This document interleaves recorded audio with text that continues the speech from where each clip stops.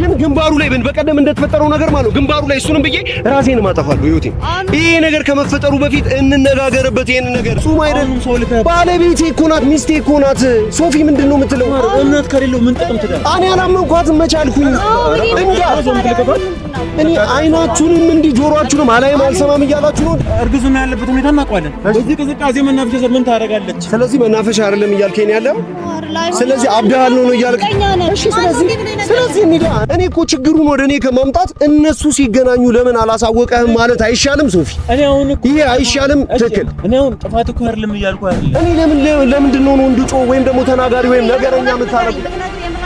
ለምን እናድዳለሁ? ነገረችኝ እኮ በቃ ጥርጣሬን ከውስጥ ያወጣችኝ። መገናኘታቸው ራሱ እኮ ልክ ነው እያልኩ እኮ ልክ ነው እያልከኝ ካልሆነ ታዲያ መፍትሄው ግን ገጠመኝ። ግን አንዳንድ ነገር ይፈጠራል። ግን እንዴት ገጠመኝ? አንተ ከቤት መጥቶ ትላክሳር ሰውን ያላስቆምኩራት እኔ ለቤቴ ጥበቃ ባለቤቴን የመጠበቅ ግዴታ አለብኝ። ችግር እንዳይፈጠርና ነገሮች ሰላም እንዲሆኑ እሱ ደውሎ ቢናገር ምን ችግር አለ?